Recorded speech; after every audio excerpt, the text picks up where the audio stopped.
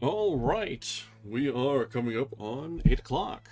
So, let's settle in, get comfortable, grab a drink and a book, and settle in for the night.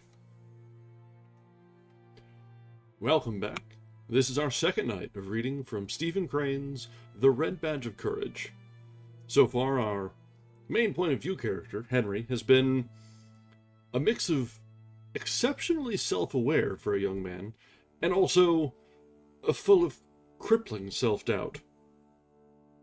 It seems that this combination was not, in fact, invented in the modern age.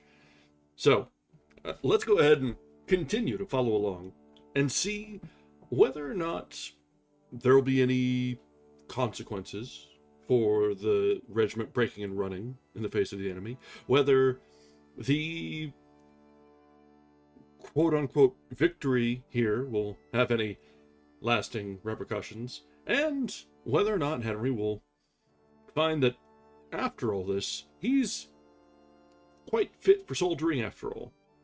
Or not. And yes, sounds very much like young men in general. To varying degrees, some know themselves. Some very much do not. And that's just pretty much timeless. Alright, so, yes, hello Simba. We'll jump back in from chapter 7 tonight. The youth cringed, as if discovered in a crime. By heavens, they had won after all. The imbecile line had remained and become victors. He could hear cheering. He lifted himself upon his toes and looked in the direction of the fight. A yellow fog lay wallowing on the treetops. From beneath it came the clatter of musketry. Hoarse cries told of an advance. He turned away, amazed and angry. He felt that he had been wronged. He had fled, he told himself, because annihilation approached. He had done a good part in saving himself, who was a little piece of the army. He had considered the time, he said, to be one in which it was the duty of every little piece to rescue itself, if possible. Later, the officers could fit the little pieces together again, and make a battlefront.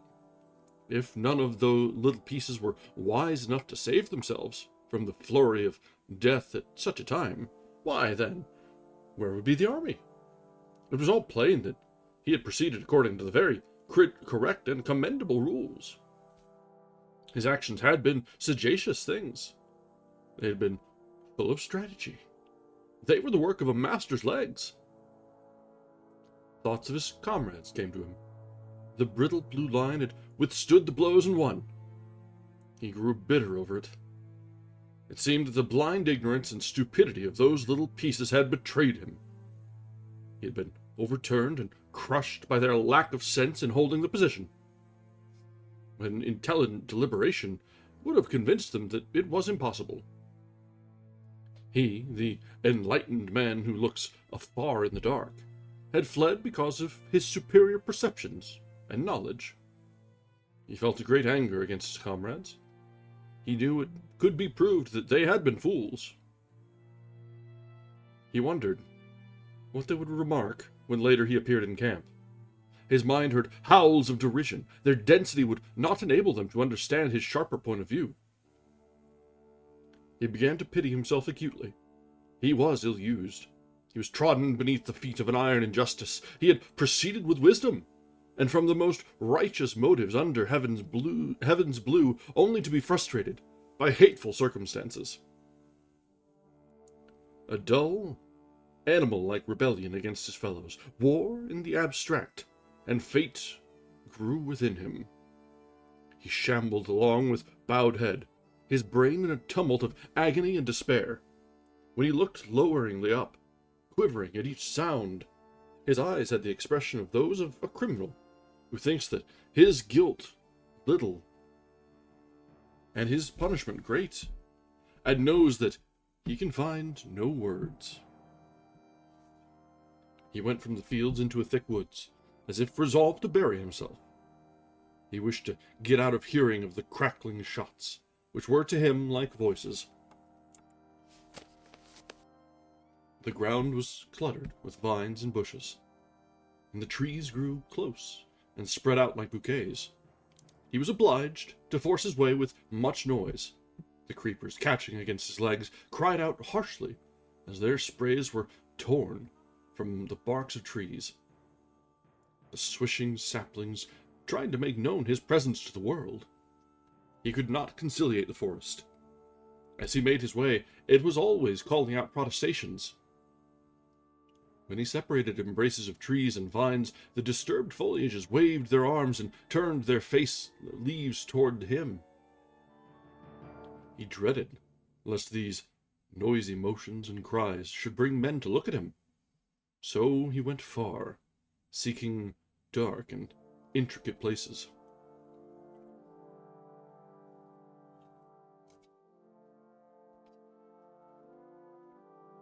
After a time, the sound of musketry grew faint, and the cannon boomed in the distance. The sun, suddenly apparent, blazed among the trees.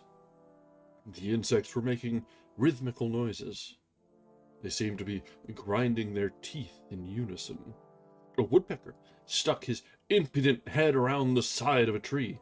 A bird flew on light-hearted wing. Off was the rumble of death. It seemed now that nature had no ears. This landscape gave him assurance. A fair field holding life. It was the religion of peace. It would die if its timid eyes were compelled to see blood. He conceived nature to be a woman with a deep aversion to tragedy. He threw a pine cone at a jovial squirrel, and he ran with chattering fear. High in a treetop he stopped, and, poking his head cautiously from behind a branch, looked down with an air of trepidation. The youth felt triumphant at this exhibition. There was the law, he said. Nature had given him a sign. The squirrel, immediately upon recognizing danger, had taken to his legs without ado. He did not stand stolidly baring his furry belly to the missile, and die with an upward glance at the sympathetic heavens.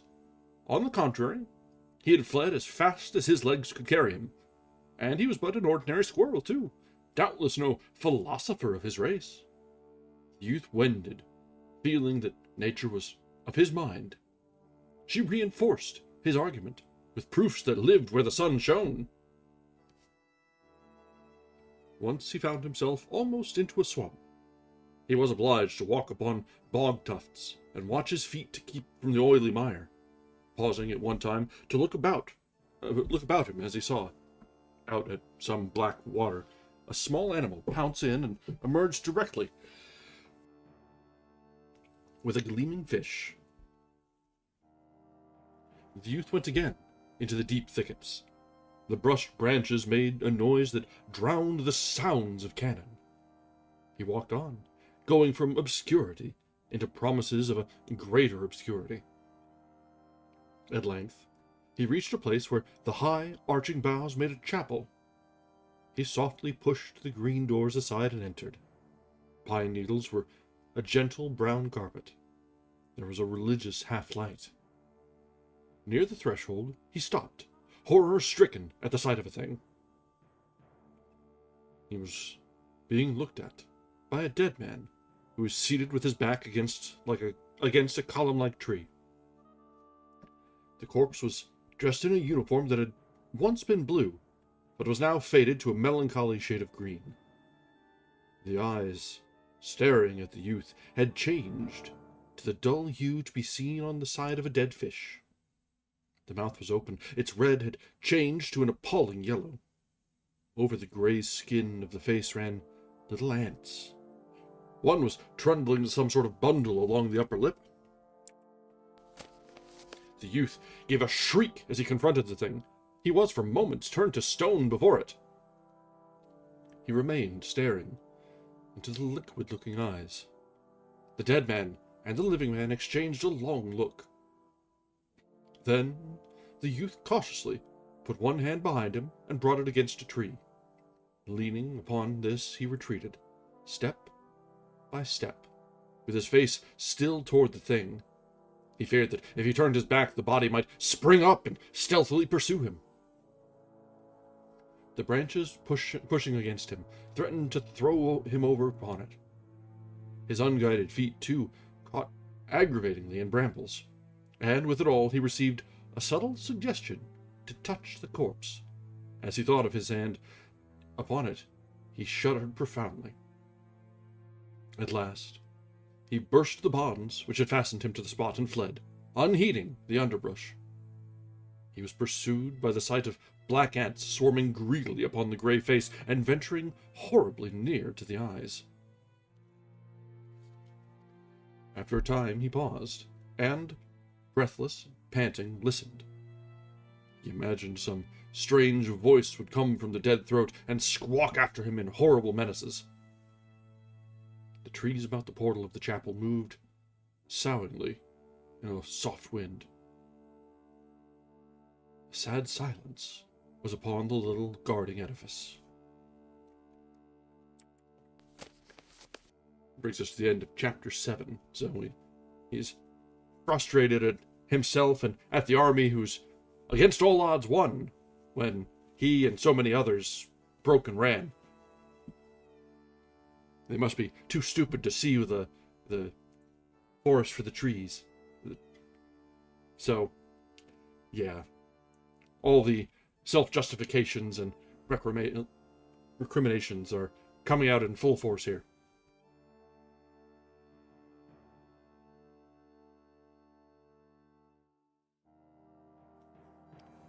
Chapter 8. The trees began softly to sing a hymn of twilight. The sun sank until slanted bronze rays struck the forest. There was a lull in the noises of insects, as if they had bowed their beaks and were making a devotional pause. There was silence, save for the chanted chorus of the trees. Then, upon this stillness, there suddenly broke a tremendous clangor of sounds. A crimson roar came from the distance. The youth stopped. He was transfixed by this terrific medley of all noises. It was as if worlds were being rended. There was the ripping sound of musketry and the breaking crash of the artillery. His mind flew in all directions. He conceived the two armies to be at each other panther fashion. He listened for a time. Then he began to run in the direction of the battle. He saw that it was an ironical thing for him to be running thus toward that which he had been at such pains to avoid. But he said, in substance, to himself, that if the earth and the moon were about to clash, many persons would doubtless plan to get upon the roofs to witness the collision. As he ran, he became aware that the forest had stopped its music, as if at last becoming capable of hearing the foreign sounds. The trees hushed and stood motionless. Everything seemed to be listening to the crackle and clatter and earth-shaking thunder. The chorus peaked over the still earth. It suddenly occurred to the youth that the fight in which he had been was, after all, but perfunctory popping. In the hearing of this present din, he was doubtful if he had seen real battle scenes. This uproar explained the celestial battle. It was tumbling hordes, a struggle in the air.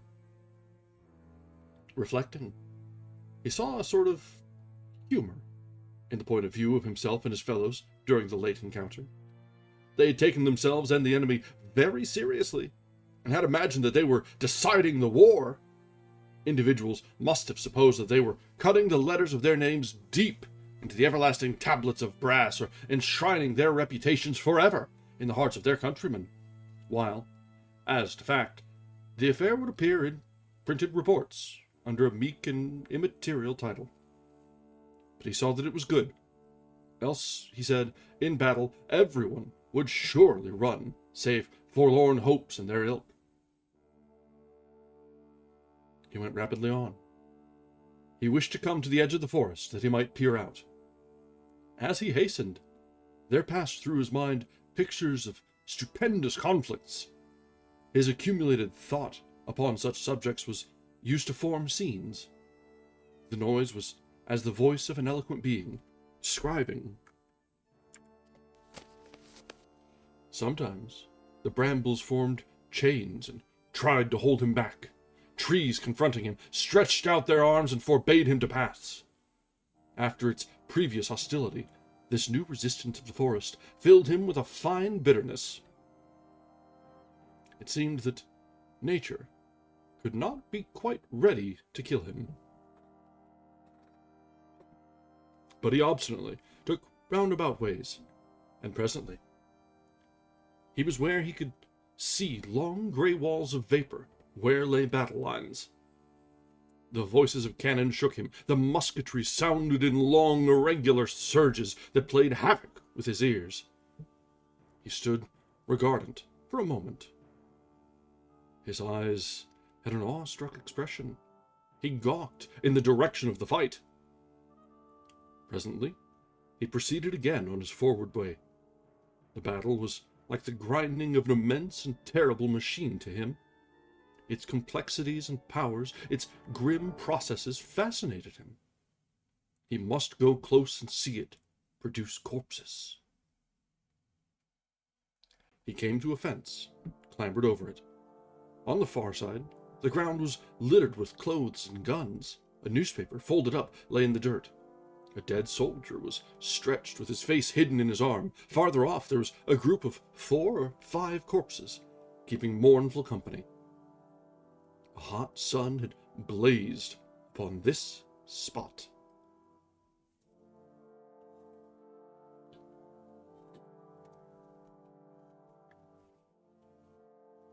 In this place, the youth felt that he was an invader. This forgotten part of the battleground was owned by the dead men, and he hurried in the vague apprehension that one of the swollen forms would rise and tell him to be gone. He came finally to a road from which he could see in the distance dark and agitated bodies of troops, smoke-fringed. In the lane was a blood-stained crowd streaming to the rear. The wounded men were cursing, groaning, and wailing. In the air, always, was a mighty swell of sound that it seemed could sway the earth. With the courageous words of the artillery and the spiteful sentences of the musketry mingled red cheers. And from this region of noises came the steady current of the maimed. One of the wounded men had a shoe full of blood. He hopped like a schoolboy in a game. He was laughing hysterically.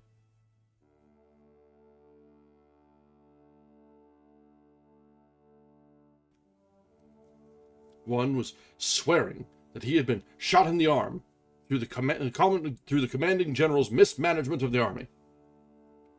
One was marching with an air imitative of some sublime drum major. Upon his features was an unholy mixture of merriment and agony. As he marched, he sang a bit of a doggerel in a high and quavering voice. "Sing a song of victory, a pocket full of bullets, 25 dead men, baked in a pie." Parts of the procession limped and staggered to this tune. Another had the gray seal of death already upon his face. His lips were curled in hard lines, and his teeth were clenched. His hands were bloody from where he had pressed them upon his wound. He seemed to be awaiting the moment when he should pitch headlong. He stalked like the specter of a soldier, his eyes burning with the power of a stare into the unknown. There were some who proceeded sullenly, full of anger at their wounds, and ready to turn upon anything as an obscure cause. An officer was carried along by 2 privates. He was peevish. "Don't joggle so, Johnson, you fool!" he cried. "Think my leg's made of iron? If you can't carry me decent, put me down and let someone else do it." He bellowed at the tottering crowd who blocked the quick march of the bearers. "Say, make way there, can't you? Make way, Dickens, take it all!" They sulkily parted and went to the roadsides. As he was carried past, they made pert remarks to him. When he raged in reply and threatened them, they told him to be damned. The shoulder of one of the tramping bearers knocked heavily against the spectral soldier who was staring into the unknown. The youth joined this crowd and marched along with it. The torn bodies expressed the awful machinery in which the men had been entangled. Orderlies and couriers occasionally broke through the throng in the roadway, scattering wounded men right and left, galloping on, followed by howls.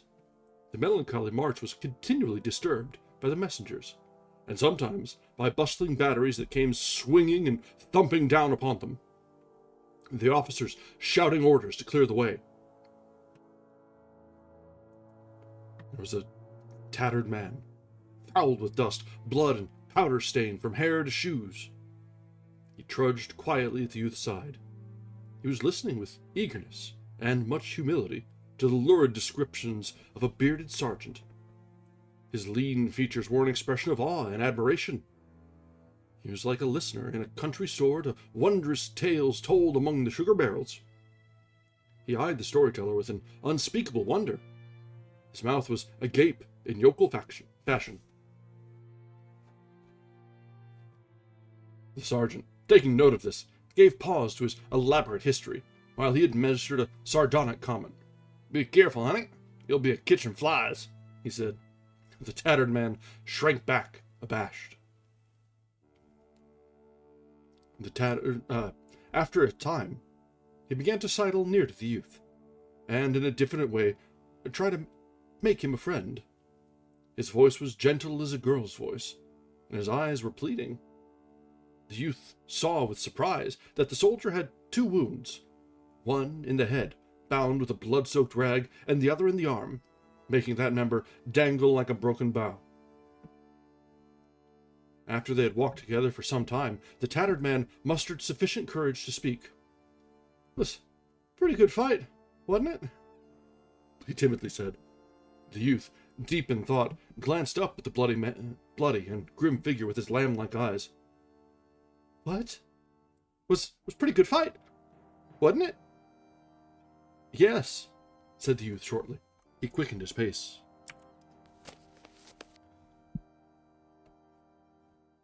But the other hobbled industriously after him. There was an air of apology in his manner, but he evidently thought that he needed only to talk for a time, and the youth would perceive that he was a good fellow. "It was a pretty good fight, wasn't it?" he began in a small voice, and then he achieved the fortitude to continue. "Dern me if I ever see fellers fight so. Laws, how they did fight! I know what the boys like when they once got to swear at it. The boys ain't had no fair chance up to now, but this time they showed what they was. I knowed it'd turn out this way. You can't lick them boys, no sir, they're fighters they be." He breathed a deep breath of humble admiration. He looked at the youth for encouragement several times. He received none, but gradually he seemed to get absorbed in his subject.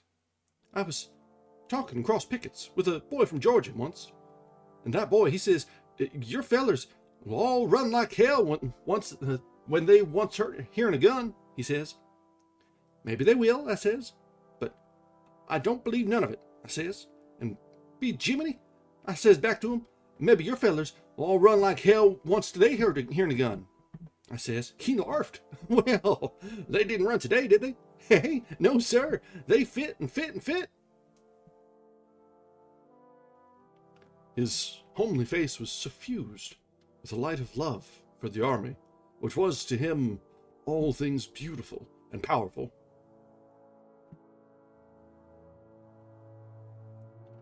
After a time, he turned to the youth. "Where you hit, old boy?" he asked in a brotherly tone. The youth felt instant panic at this question, although at first its full import was not borne in upon him. "What? Where you hit?" repeated the tattered man.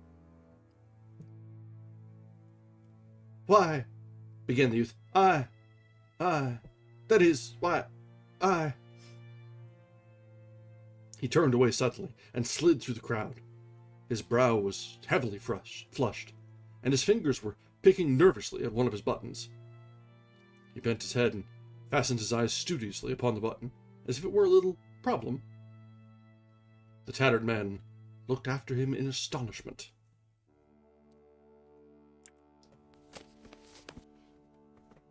Brings us to the end of Chapter 8.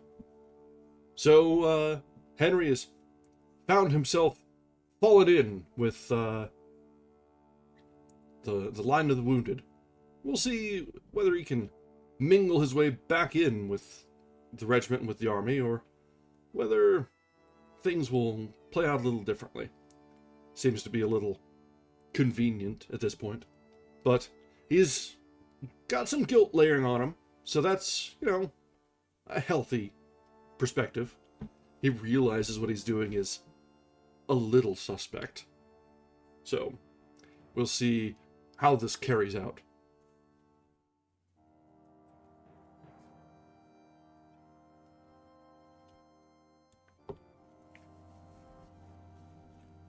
Alright, Chapter 9.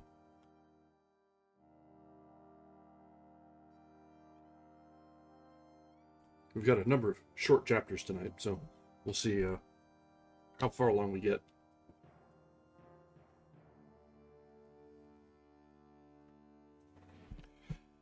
The youth fell back in the procession until the tattered soldier was not in sight.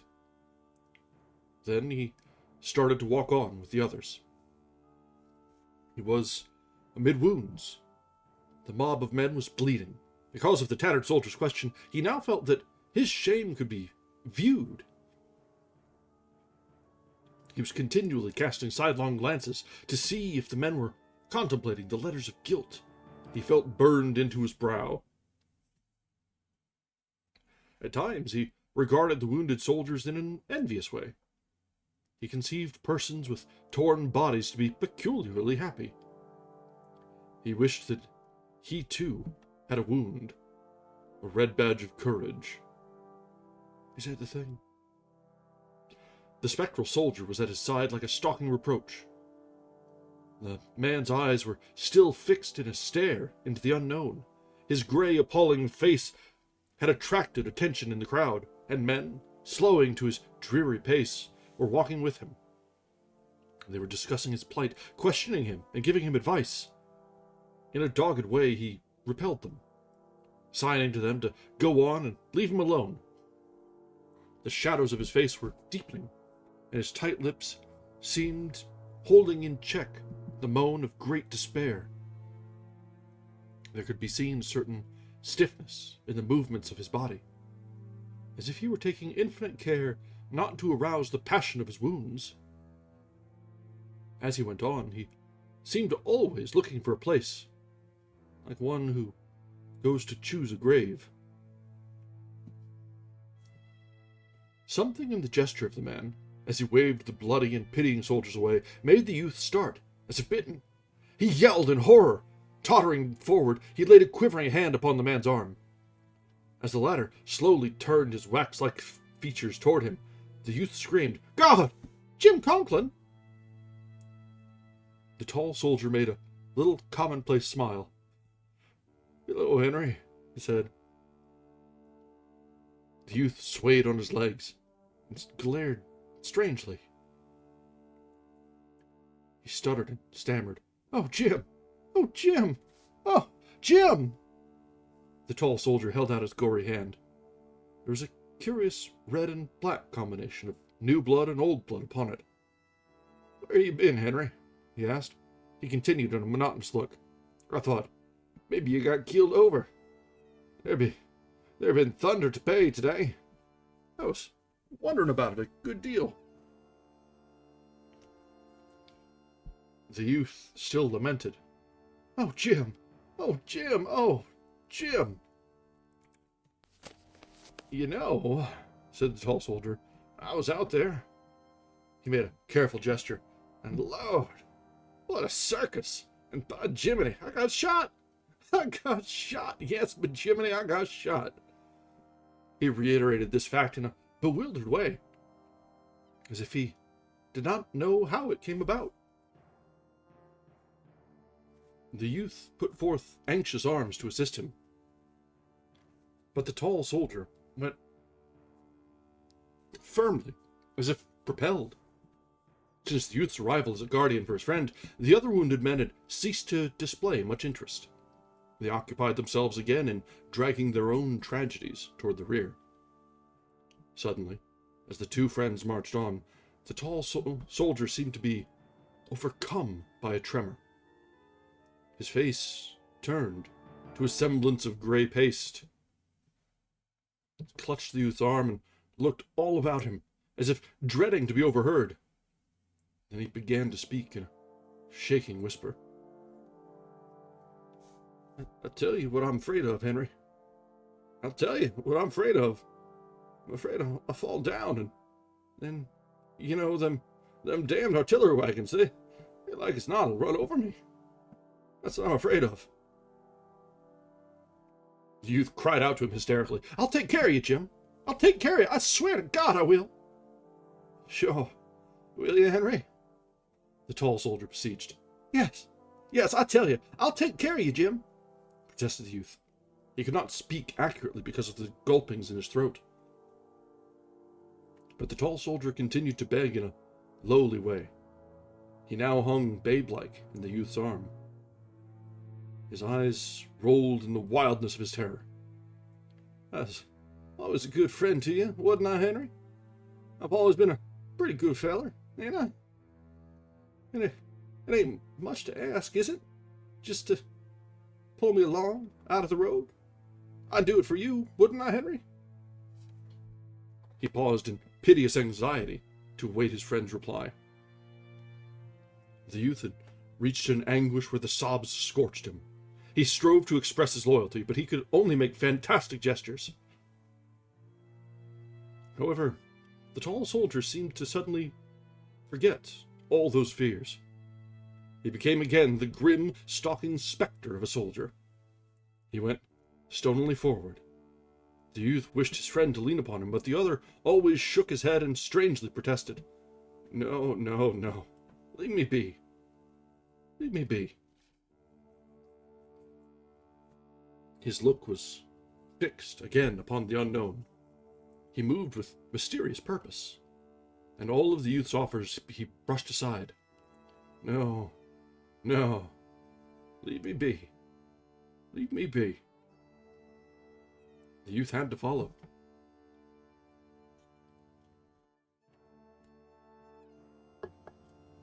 Presently, the latter heard a voice talking softly near his shoulder.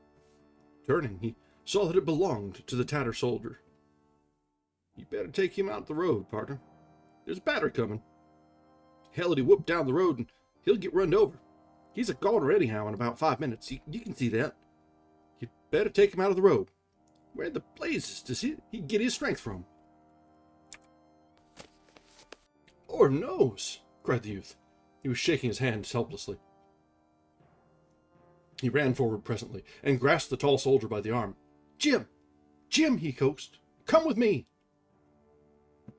The tall soldier weakly tried to wrench himself free. "Huh?" he said vacantly. He stared at the youth for a moment, but at last he spoke as if dimly comprehending. "Oh, into the fields? Oh." He started blindly through the grass. The youth turned once to look at the lashing riders and jouncing guns of the battery. He was startled from this view by a shrill outcry from the tattered man. "God, he's running!" Turning his head swiftly, the youth saw his friend running in a staggering and stumbling way toward a little clump of bushes. His heart seemed to wrench itself almost free from his body at this sight. It made a noise of pain. He and the tattered man began a pursuit. There was a singular race. When he overtook the tall soldier, he began to plead with all the words he could find. Jim, what are you doing? What makes you do this way? You'll hurt yourself." The same purpose was in the tall soldier's face. He protested in a dulled way, keeping his eyes fastened on the mystic place of his intentions. No, don't touch me. Leave me be. Leave me be." The youth, aghast and filled with wonder at the tall soldier, began quaveringly to question him. "Where are you going, Jim? What you thinking about? Where are you going? Tell me, won't you, Jim?" The tall soldier faced about, as upon relentless pursuers. In his eyes there was a great appeal. "Leave me be, can't you? Leave me be for a minute." The youth recoiled. "Why, Jim," he said in a dazed way, "what's the matter with you?" The tall soldier turned and, lurching dangerously, went on. The youth and the tattered soldier followed, sneaking as if whipped, feeling unable to face the stricken man if he should again confront them. They began to have thoughts of a solemn ceremony. There was something rite-like in these movements of the doomed soldiers, and there was a resemblance in him to a devotee of a mad religion, blood-sucking, muscle-wrenching, bone-crushing. They were awed and afraid. They hung back lest he have at command a dreadful weapon.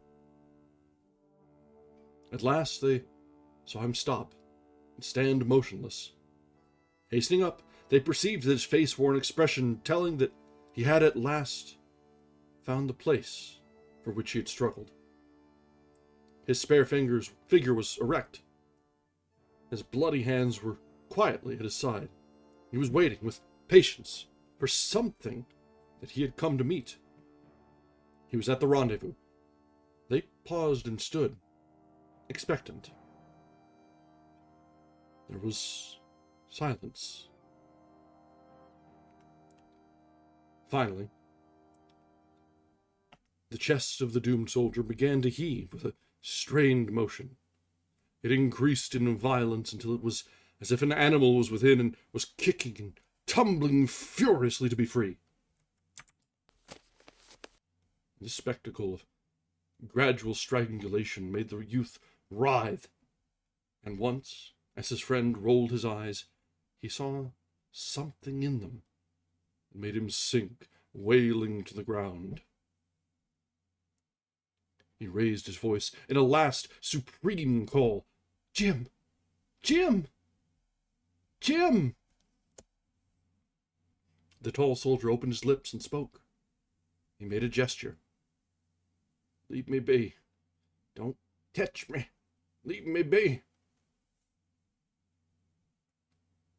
There was another silence while he waited. Suddenly, his form stiffened and straightened. Then it was shaken by a prolonged ache. He stared into space. To the two watchers there was a curious and profound dignity in the firm lines of his awful face. He was invaded by a creeping strangeness that slowly enveloped him.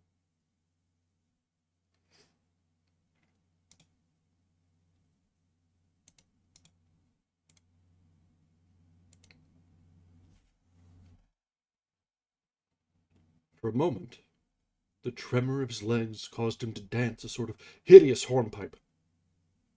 His arms beat wildly about his head in an expression of imp-like enthusiasm. His tall figure stretched itself to its full height. There was a slight rending sound, then it began to swing forward, slow and straight, in the manner of a falling tree. A swift, muscular contortion made the left shoulder strike the ground first. The body seemed to bounce a little way from the earth. "God," said the tattered soldier. The youth had watched, spellbound, this ceremony at the place of meeting. His face had been twisted into an expression of every agony he had imagined for his friend. He now sprang to his feet, and, going closer, gazed upon the paste-like face. The mouth was open, and the teeth showed in a laugh. As the flap of the blue jacket fell away from the body, he could see that the side looked as if it had been chewed by wolves. The youth turned with a sudden, livid rage toward the battlefield. He shook his fist. He seemed about to deliver a philippic. Hell! The red sun was pasted in the sky like a wafer.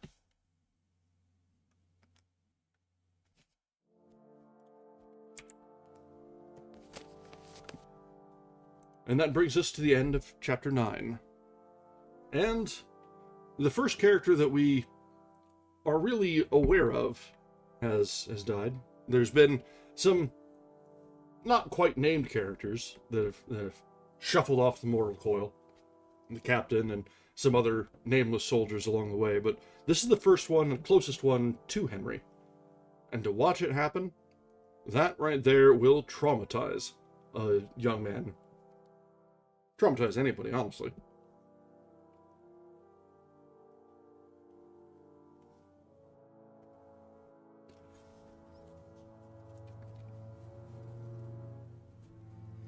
Alright. Let's try and get through another, at this page, probably 2 chapters or so before we get to the next, to the breaking point. So, chapter 10. The tattered man stood, musing. "Well, he was a regular Jim Dandy for nerve, wasn't he?" said he finally in a little awestruck voice. "A regular Jim Dandy." He thoughtfully poked one of the docile hands with his foot. I wonder where he got it, his strength from. Never seen a man do that before. It was a funny thing. Well, he was a regular Jim Dandy. The youth desired to screech out his grief. He was stabbed, but his tongue lay dead in the tomb of his mouth. He threw himself again upon the ground and began to brood. The tattered man stood musing. "Look here, partner," he said after a time. He regarded the corpse as he spoke. "He's up and gone, ain't he? And we might as well begin to look out for our old number one. This here thing is all over. He's up and gone, ain't he? He's all right here. Nobody won't bother him. And I must say, I ain't enjoying any great health myself these days." The youth, awakened by the tattered soldier's tone, looked quickly up. He saw that he was swinging uncertainly on his legs. His face had turned to a shade of blue. "Good Lord!" he cried. "You ain't going to... Not you, too!" The tattered man waved his hand. "Nary die," he said. "All I want is some pea soup and a good bed." "Some pea soup," he repeated dreamfully. The youth arose from the ground. "I wonder where it came from. I left him over there," he pointed, "and now I find him here. He was coming from over there, too." He indicated a new direction. They both turned toward the body as if to ask it a question. "Well," at length spoke the tattered man, "there ain't no use in our trying to stay in here and trying to ask him anything." The youth nodded in assent warily. They both turned to gaze for a moment at the corpse. The youth murmured something. "Well, he was a Jim Dandy, wasn't he?" said the tattered man as if in response. They turned their backs upon it and started away. For a time they stole swiftly, softly, treading with their toes. It remained laughing there in the grass. "I'm commencing to feel pretty bad," said the tattered man, suddenly breaking one of his little silences. "I'm commencing to feel pretty damn bad." The old youth groaned. "Oh, Lord!" He wondered if he was to be the tortured witness of another grim encounter. But his companion waved his hand reassuringly. "Oh, I'm not going to die yet. There's too much depending on me for me to die yet. No, sir, nary die. I can't. You'd ought to see the swat of children I got, and all the like." The youth, glancing at his companion, could see by the shadow of a smile that he was making some kind of fun. As they plodded on, that tattered soldier continued to talk. "Besides, if I died, I wouldn't die the way that fella did. That was the funniest thing. I'd just flop down, I would.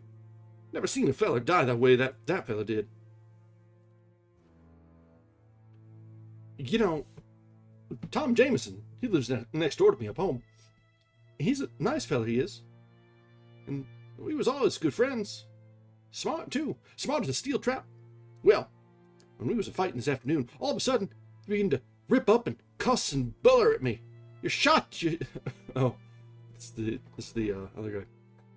"You're shot, you blamed infernal." He swear horrible. He says to me, I put up my hand and to him and head, and when I looked at my fingers, I seen, sure enough, I was shot. I gave a holler and began to run, but before I could get away, another one hit me in the arm and whirled me clean around. I got scared when they was all shooting behind me, and I run to beat all, but I caught it pretty bad. I've been fighting yet, if it wasn't for Tom Jameson. Then he made a calm announcement. There's two of them. Little ones, but they're beginning to have fun with me now. I don't believe I can walk much further. They went slowly on in silence. You look pretty peaked yourself, said the tattered man at last. Bet you got a worse one than you think. You better take care of your hurt. It don't do to let such things go. It might be inside mostly, and them plays thunder. Where's it located? But he continued his harangue without waiting for a reply. I see a filler get hit plumb to head. My regiment was a standing at ease once. And everybody yelled to him, Hurt, John? Are you hurt much? No, says he. He looked kind of surprised, and he went on telling him how he felt. He said he didn't feel nothing. But by dad, the first thing that fellow knowed, he was dead. Yes, he was dead, stone dead. So, you want to watch out. You might have some queer kind of hurt yourself. You can't never tell. Where is yourn located? The youth had been wriggling since the introduction of this topic. He now gave a cry of exasperation and made a furious motion with his hand. Oh, don't bother me, he said. He was enraged against the tattered man, and could have strangled him. His companions seemed ever to play intolerable parts. They were ever upraising the ghost of shame on the stick of their curiosity. He turned toward the tattered man as one at bay. Now, don't bother me, he repeated with desperate menace. Well, Lord knows I don't want to bother anybody, said the other. There was a little accent of despair in his voice as he replied. Lord knows. I got to know my own to tend to. The youth, who had been holding a bitter debate with himself and casting glances of hatred and contempt at the tattered man, here spoke in a hard voice. Goodbye, he said.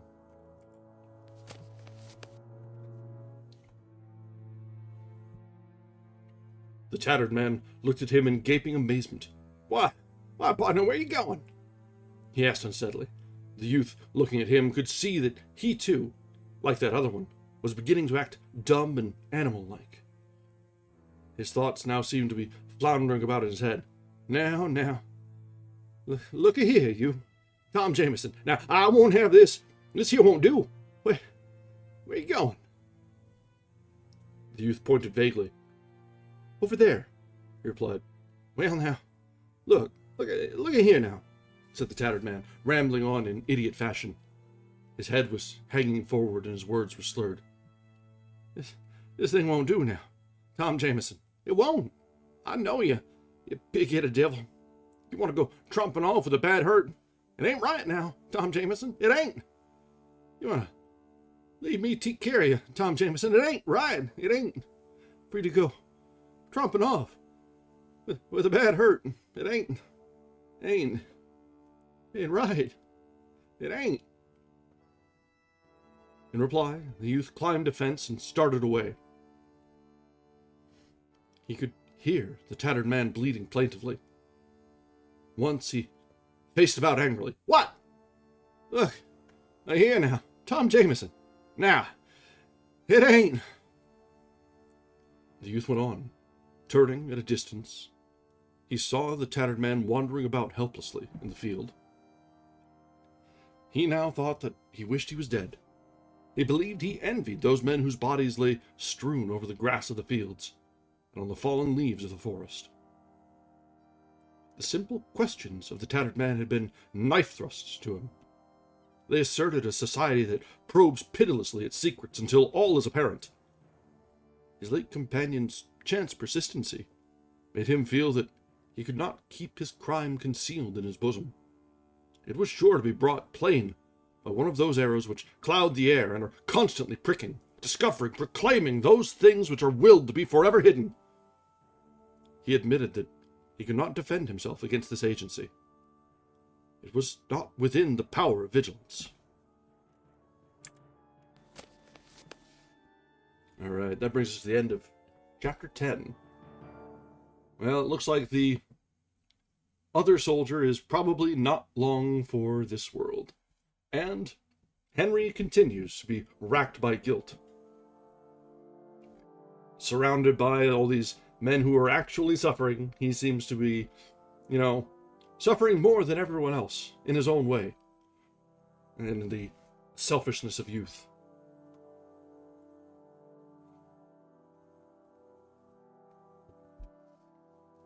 He's not quite as selfish as Vic was, but we're getting there.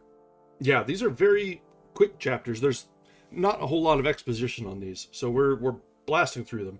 It does help that they're all like 3-4 pages. So, yes, hello, Zoe. All right, we can probably get one more in, and then we'll take our short break. So, chapter 11. He became aware that the furnace roar of the battle was growing louder. Great blown clouds had floated to the still heights of air before him. The noise, too, was approaching. The woods filtered men, and the fields became dotted. As he rounded a hillock, he perceived that the roadway was now a crying mass of wagons, teams, and men. From the heaving tangle issued exhortations, commands, imprecations. Fear was sweeping it all along. Cracking whips bit, and horses plunged and tugged. The white-topped wagons strained and stumbled in their exertions like fat sheep. The youth felt comforted in a measure by this sight. They were all retreating. Perhaps, then, he was not so bad after all. He seated himself and watched the terror-stricken wagons. They fled like soft, ungainly animals. All the roarers and lashers served to help him to magnify the dangers and horrors of the engagement, that he might try to prove to himself the thing with which men could charge him was, in truth, a symmetrical act. There was an amount of pleasure in him in watching the wild march of this vindication.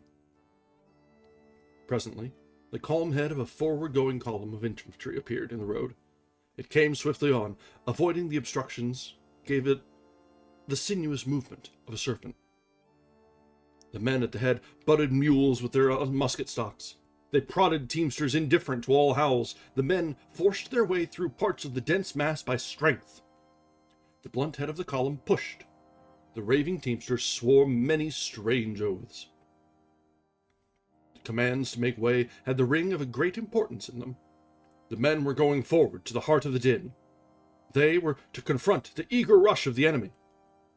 They felt the pride of their onward movement when the remainder of the army seemed to be trying to dribble down this road. They tumbled teams about with a fine feeling that it was no matter so long as their column got to the front in time. This importance made their faces grave and stern, and the backs of the officers were very rigid. As the youth looked at them, the black weight of his woe returned to him. He felt that he was regarding a procession of chosen beings. The separation was as great to him as if they had marched with weapons of flame and banners of sunlight. He could never be like them. He could have wept in his longings. He searched about in his mind for an adequate malediction for the indefinite cause, the thing upon which men turned the words of final blame. It, whatever it was responsible for him, he said. There lay the fault. The haste of the column to reach the battle seemed, to the forlorn young man, to be something much finer than stout fighting. Heroes, he thought, could find excuses in that long, seething lane.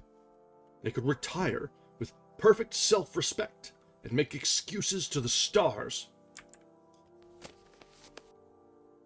He wondered what those men had eaten, that they could be in such haste to force their way to grim chances of death. As he watched, his envy grew, until he thought that he wished to change lives with one of them. He would have liked to have used a tremendous force, he said, throw off himself and become a better. Swift pictures of himself apart, yet in himself, came to him, a blue, desperate figure leading lurid charges with one knee forward and a broken blade high. A blue, determined figure standing before a crimson and steel assault, getting calmly killed on a high place before the eyes of all. He thought of the magnificent pathos of his dead body. These thoughts uplifted him. He felt the quiver of war desire. In his ears he heard the ring of victory. He knew the frenzy of a rapid, successful charge, the music of the trampling feet, the sharp voices, the clanking arms of the column near him made him soar on the red wings of war. For a few moments he was sublime. He thought that he was about to start for the front. Indeed, he saw a picture of himself, dust-stained, haggard, panting, flying to the front at the proper moment to seize and throttle the dark, leering witch of calamity. Then the difficulties of the thing began to drag at him. He hesitated, balancing awkwardly on one foot. He had no rifle. He could not fight with his hands, yet still, said he resentfully to his plan. Well, rifles could be had for the picking. They were extraordinarily profuse. Also, he continued, it would be a miracle if he found his regiment. Well, he could fight with any regiment. He started forward slowly. He stepped as if he expected to tread upon some explosive thing. Doubts and he were struggling. He would truly be a worm if any of his comrades should see him returning thus, the marks of his flight upon him. There was a reply that the intent fighters did not care for what happened rearward, saving that no hostile bayonets appeared there. In the battle blur, his face would, in a way, be hidden, like the face of a cowled man. But then he said that his tireless fate would bring forth, when the strife lulled for a moment, a man to ask of him an explanation. In imagination, he felt the scrutiny of his companions as he painfully labored through some lies. Eventually, his courage expended itself upon these objections. The debates drained him of his fire. He was not cast down by this defeat of his plan, for upon studying the affair carefully, he could not but admit that the objections were very formidable. Furthermore, various ailments had begun to cry out. In their presence, he could not persist in flying high with the wings of war. They rendered it almost impossible for him to see himself in heroic light. He tumbled headlong. He discovered that he had a scorching thirst. His face was so dry and grimy that he thought he could feel his skin crackle. Each bone of his body had an ache in it, and seemingly threatened to break with each movement. His feet were like two sores. Also, his body was calling for food. It was more powerful than a direct hunger. There was a dull, weight-like feeling in his stomach, and when he tried to walk, his head swayed and he tottered. He could not see with distinctness. Small patches of green mist floated before his vision.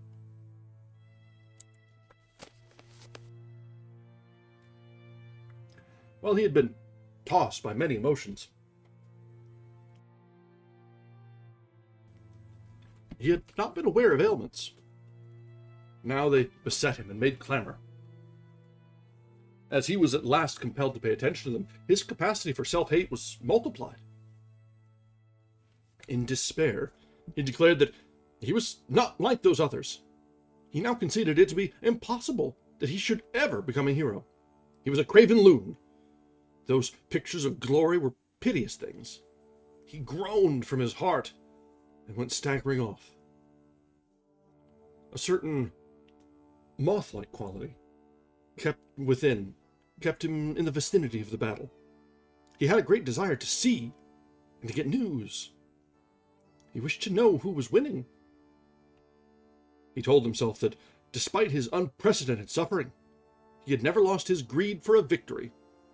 Yet, he said, in a half-apologetic manner to his conscience, he could not but know that a defeat for the army this time might mean many favorable things for him. The blows of the enemy would splinter regiments into fragments. Thus, many men of courage, he considered, would be obliged to desert the colors and scurry like chickens. He would appear as one of them. They would be sullen brothers in distress. And he could then easily believe he had not run any farther or faster than they. And if he himself could believe in his virtuous perfection, he conceived that there would be small trouble in convincing all others. He said, as if in excuse for this hope, that previously the army had encountered great defeats, and in a few months had shaken off all blood and tradition of them, emerging as bright and valiant as a new one, thrusting out of sight the memory of disaster, and appearing with the valor and confidence of unconquered legions. The shrilling voices of the people at home would pipe dismally for a time, but various generals were usually compelled to listen to these ditties. He, of course, felt no compunctions for proposing a general as a sacrifice. He could not tell who the chosen for the barbs might be, so he could center no direct sympathy upon him. The people were afar, and he did not conceive public opinion to be accurate at long range. It was quite probable that they would hit the wrong man, who, after he had recovered from his amazement, would perhaps spend the rest of his days in writing replies to the songs of his alleged failure. It would be very unfortunate, no doubt, but in this case, a general was of no consequence to the youth. In a defeat, there would be a roundabout vindication of himself. He thought it would prove, in a manner, that he had fled early because of his superior powers of perception. A serious prophet upon predicting a flood should be the first man to climb a tree. This would demonstrate that he was indeed a seer. A moral vindication was regarded by the youth as a very important thing. Without salve he could not, he thought, wear the sore badge of his dishonor through life. With his heart continually assuring him that he was despicable, he could not exist without making it, through his actions, apparent to all men. If the army had gone gloriously on, he would be lost. If the din meant that now his army's flags were tilted forward, he was a condemned wretch. He would be compelled to doom himself to isolation. If the men were advancing, their indifferent feet were trampling upon his chances for a successful life. As these thoughts went rapidly through his mind, he turned upon them and tried to thrust them away. He denounced himself as a villain. He said that he was the most unutterably selfish man in existence. At least he can see it. Vic never did see it. His mind pictured the soldiers who would place their defiant bodies before the spear of that yelling battle fiend. And as he saw their dripping corpses on an imagined field, he said that he was their murderer. Again, he thought that he wished he was dead. He believed that he envied a corpse. Thinking of the slain, he achieved a great contempt for some of them, as if they were guilty for thus becoming lifeless. They might have been killed by lucky chances, he said, before they had had opportunities to flee, or before they had been really tested. Yet they would receive laurels from tradition. He cried out bitterly that their crowns were stolen, and their robes of glorious memories were shams. However, he still said that it was a great pity he was not as they. A defeat of the army had suggested itself to him as a means of escape from the consequences of his fall. He considered now, however, that it was useless to think of such a possibility. His education had been that success for that mighty blue machine was certain. They would make victories as a contrivance turn out buttons. He presently discarded all his speculations in the other direction. He returned to the creed of soldiers. When he perceived again that it was not possible for the army to be defeated, he tried to bethink him of a fine tale which he could take back to his regiment, and with it turn the expected shafts of derision. But, as he mortally feared these shafts, it became impossible for him to invent a tale he felt he could trust. He experimented with many schemes, but threw them aside, one by one, as flimsy. He was quick to see vulnerable places in them all. Furthermore, He was much afraid that some arrow of scorn might lay him mentally low before he could raise his protecting tale. He imagined the whole regiment saying, "Where's Henry Fleming? He run, didn't he? Oh my!" He recalled various persons who would be quite sure to leave him no peace about it. They would doubtless question him with sneers and laugh at his stammering hesitation. In the next engagement, they would try to keep watch of him to discover when he would run. Whenever he went in camp, he would encounter insolent and lingeringly cruel stares as he imagined himself passing near a crowd of comrades. He could hear one say, "There he goes!" Then, as if the heads were moved by one muscle, all the faces were turned toward him with wide, derisive grins. He seemed to hear someone make a humorous remark in a low tone. At it, the others all crowed and cackled. He was a slang phrase.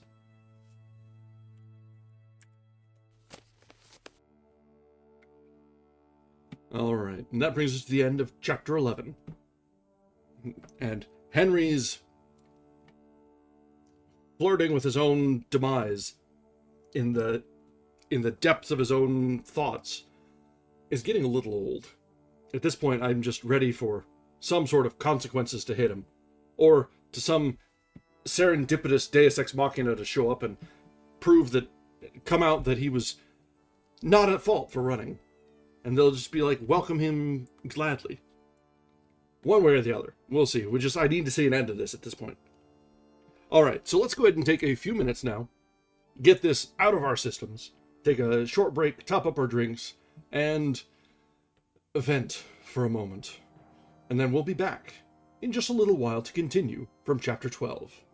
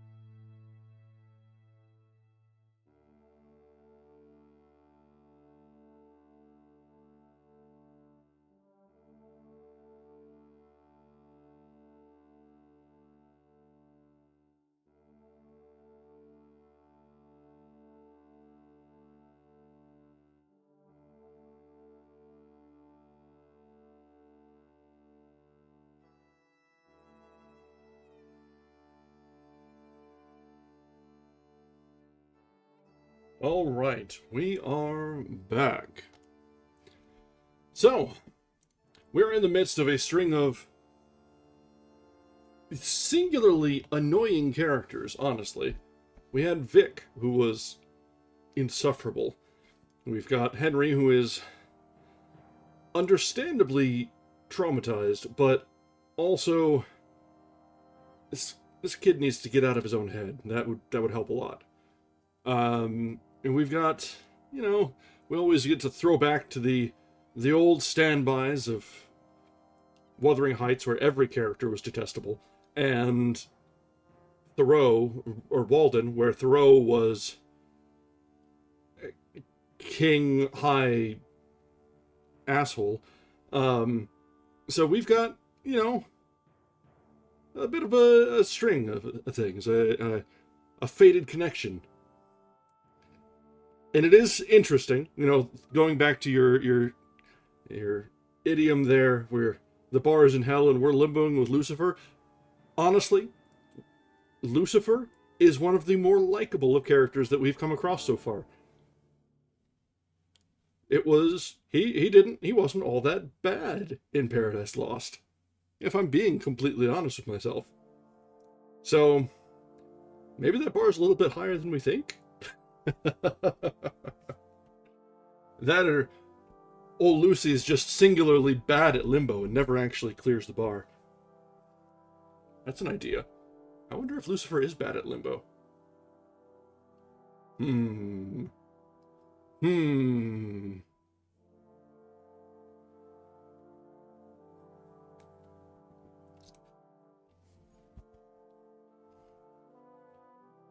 All right.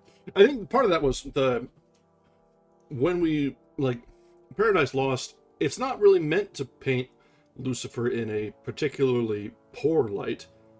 Yes, he's the cause of things, but it wasn't so much that he was the villain, but that human nature and giving in to the temptations was the real tragedy of everything.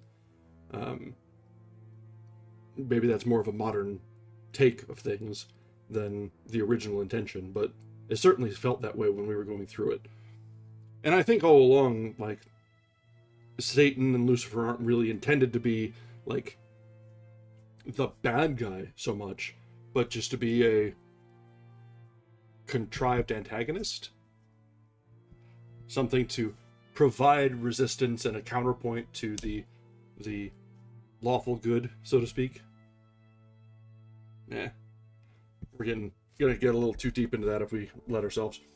So, let's go ahead and get back to the Red Badge of Courage. We've been making a blazing path through these chapters so far tonight, and we're actually pretty well on pace for hitting our target. We're right at the halfway point through the book so far, and that's after 1.5 sessions, which, if we're targeting it about 3 sessions total, we're doing pretty good.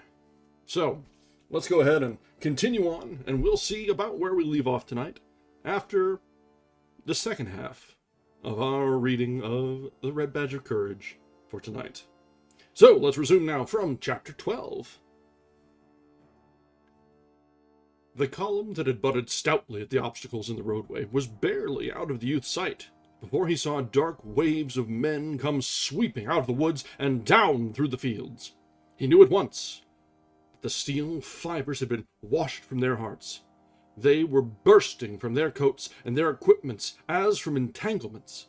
They charged down upon him like terrified buffaloes. Behind them, blue smoke curled and clouded above the treetops, and through the thickets he could sometimes see a distant pink glare. The voices of the cannon were clamoring in the interminable chorus. The youth was horror-stricken. He gazed in agony and amazement. He forgot that he was engaged in combating the universe. He threw aside his mental pamphlets on the philosophy of the retreated and rules for the guidance of the damned. The fight was lost. The dragons were coming with invincible strides. The army, helpless in the matted thickets and blinded by the overhanging night, was going to be swallowed. War, the red animal, war, the blood-swollen god would have bloated fill. Within him, something bade to cry out. He had the impulse to make a rallying speech, to sing a battle hymn, but he could only get his tongue to call into the air, "Why? Why? What's the matter?" Soon as he was in the midst of them, they were leaping and scampering all about him. Their blanched faces shone in the dusk. They seemed, for the most part, to be very burly men. The youth turned from one to another of them as they galloped along. His incoherent questions were lost. They were heedless of his appeals. They did not seem to see him. They sometimes gabbled insanely. One huge man was asking of the sky, "Say, where the plank road? Where the plank road?" It was as if he had lost a child. He wept in his pain and dismay. Presently, men were running hither and thither in all ways, the artillery booming forward, rearward, and on the flanks made jumble of ideas and of direction. Landmarks had vanished into the gathered gloom. The youth began to imagine that he had got into the center of the tremendous quarrel, and he could perceive no way out of it. From the mouths of the fleeing men came 1,000 wild questions, but no one made answers. The youth, after rushing about and throwing in interrogations at the heedless bands of retreating infantry, finally clutched a man by the arm. They swung round, face to face. "Why?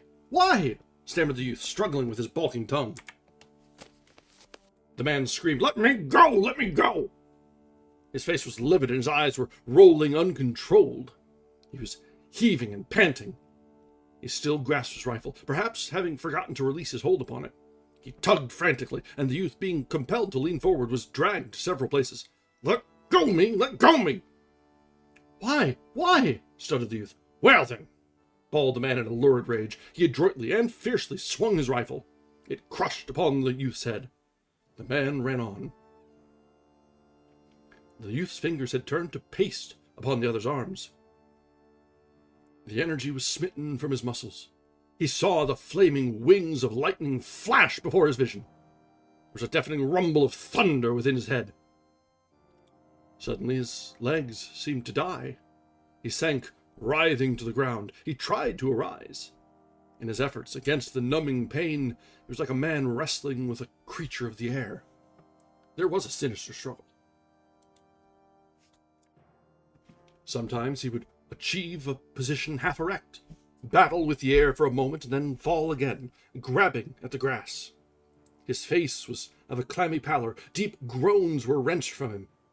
At last, with a twisting movement, he got upon his hands and knees, and from thence, like a babe trying to walk, to his feet. Pressing his hands to his temples, he went lurching over the grass. He fought an intense battle with his body. His dulled senses wished him to swoon as he opposed them stubbornly. His mind portraying unknown dangers and mutilations if he should fall upon the field. He went tall soldier fashion. He imagined secluded spots where he could fall and be unmolested. To search for one, he strove against the tide of pain. Once he put his hand to the top of his head and timidly touched the wound. The scratching pain of the contact made him draw a long breath through his clenched teeth. His fingers were dabbed with blood. He regarded them with a fixed stare. Around him, he could hear the grumble of jolted cannon as the scurrying horses were lashed toward the front. Once, a young officer on a besplashed charger nearly ran him down. He turned and watched the massive guns, men and horses sweeping in a wide curve toward a gap in the fence. The officer was making excited motions with a gauntleted hand. The guns followed the teams with an air of unwillingness, of being dragged by the heels. Some officers of the scattered infantry were cursing and railing like fishwives. Their scolding voices could be heard above the din. Into the unspeakable jumble in the roadway rose a squadron of cavalry. The faded yellow of their facings shone bravely. There was a mighty altercation. Their artillery were assembling, as if for a conference. The blue haze of evening was upon the field. The lines of forest were long purple shadows. One cloud lay along the western sky, partly smothering the red. As the youth left the scene behind him, he heard the guns suddenly roar out. He imagined them shaking in black rage. They belched and howled like brass devils guarding a gate. The soft air was filled with the tremendous remonstrance. With it came the shattering peal of opposing infantry. Turning to look behind him, he could see sheets of orange light illumine the shadowy distance. There were subtle and sudden lightings in the far air. At times he thought he could see heaving masses of men. He hurried on in the dusk. The day had faded until he could barely distinguish place for his feet. The purple darkness was filled with men who lectured and jabbered. Sometimes he could see them gesticulating against the blue and somber sky. There seemed to be a great ruck of men and munitions spread about in the forest and in the fields. The little narrow roadway now lay lifeless. There were overturned wagons like sun-dried boulders. The bed of the former torrent was choked with the bodies of horses and splintered parts of war machines. It had come to pass that his wound pained him but little. He was afraid to move rapidly, however, for a dread of disturbing it. He held his head very still and took many precautions against stumbling. He was filled with anxiety, and his face was pinched and drawn in anticipation of the pain of any sudden mistake of his feet in the gloom. His thoughts, as he walked, fixed intently upon his hurt. There was a cool, liquid feeling about it, and he imagined blood moving slowly down under his hair. His head seemed swollen to a size that made him think his neck to be inadequate. The new silence of his wound made much worriment. The little blistering voices of pain that had called out from his scalp were, he thought, definite in their expression of danger. By them he believed he could measure his plight. But when they remained ominously silent, he became frightened and imagined terrible fingers that clutched into his brain.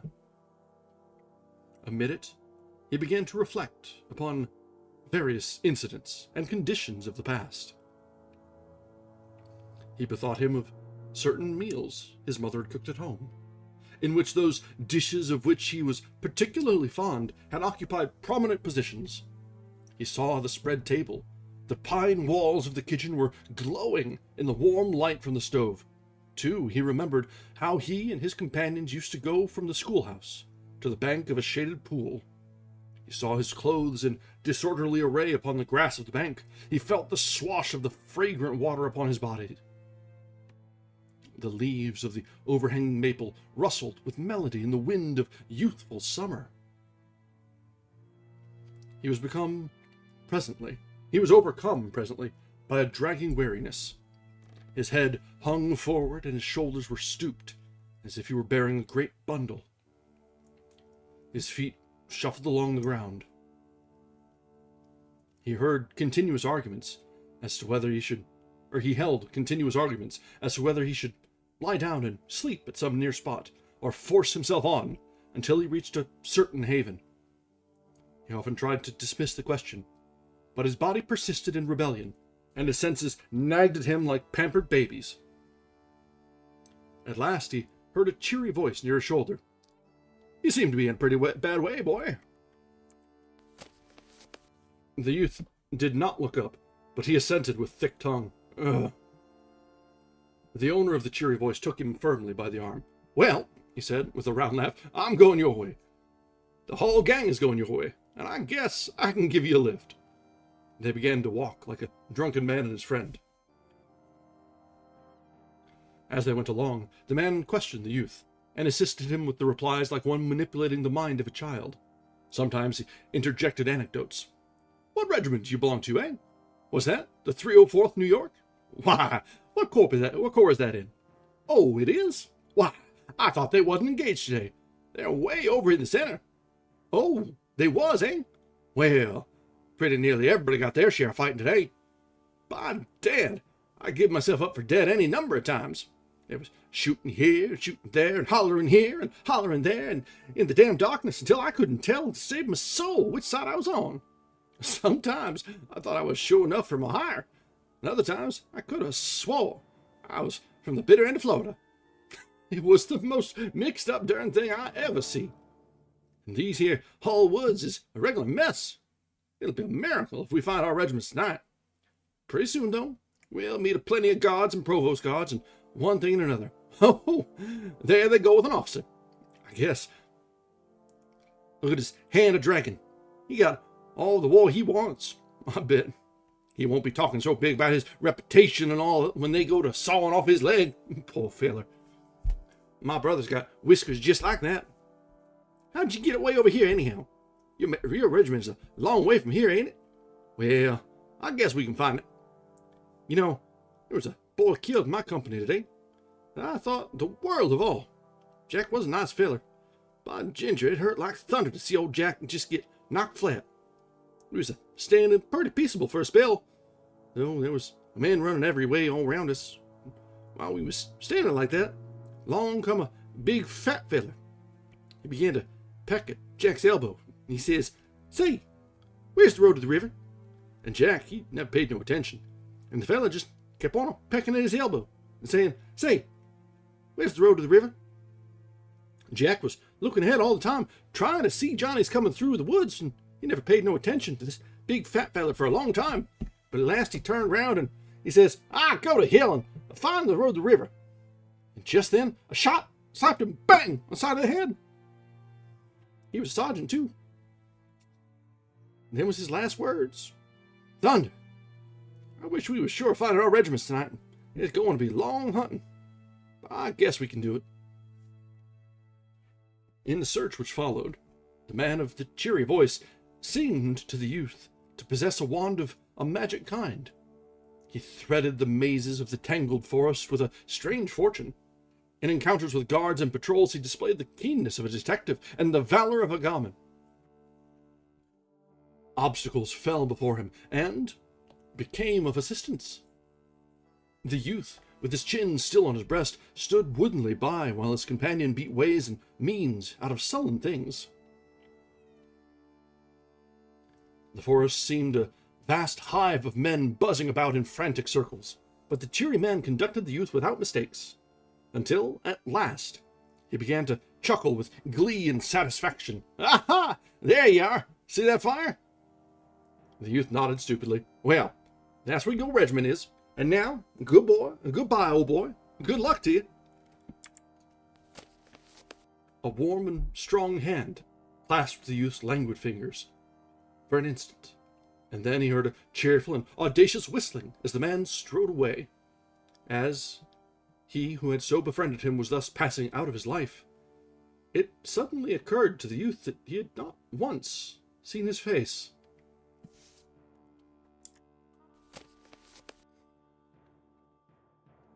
And that brings us to the end of chapter 12, wherein Henry gets his little bit of serendipitous injury. Probably by his own side, and probably by some others that were running from the front. But he was hurt, and may be able to play that off as, in the line of duty, and avoid any sort of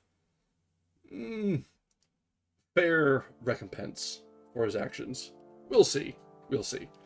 He is well and goodly concussed, though. There is no denying that.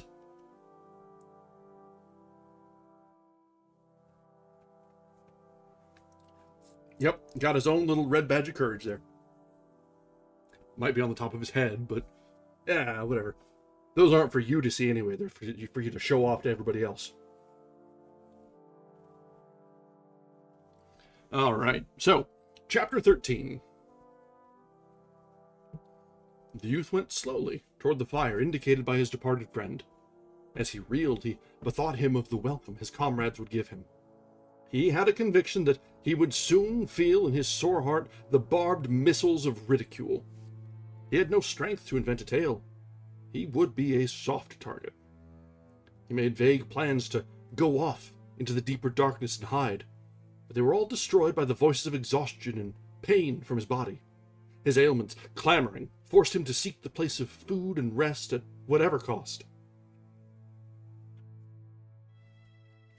He swung unsteadily toward the fire. He could see the forms of men throwing black shadows in the red light, and as he went nearer, it became known to him in some way that the ground was strewn with sleeping men. Of a sudden, he confronted a black and monstrous figure. A rifle barrel caught some glinting beams. "Halt! Halt!" He was dismayed for a moment, but he presently thought that he recognized the nervous voice. As he stood tottering before the rifle barrel, he called out, "Why, hello, Wilson. You here?" The rifle was lowered to a position of caution, and the loud soldier came slowly forward. He peered into the youth's face. "That you, Henry?" "Yes, it's me." Well, old boy," said the other. "By ginger, I'm glad to see you. I give you up for a goner. I thought you was dead, sure enough." There was husky emotion in his voice. The youth found that now he could barely stand upon his feet. There was a sudden sinking of his forces.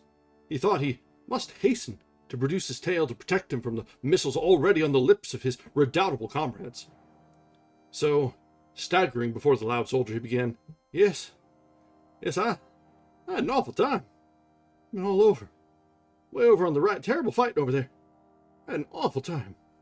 I got separated from the regiment. Over on the right, I got shot in the head. I never seen such fighting. Awful time. I don't see how I could have got separated from the regiment. I got shot too. His friend had stepped forward quickly. "What? You got shot? Why didn't you say so first? Poor old boy. We must... hold on a minute. What am I doing? I'll call Simpson."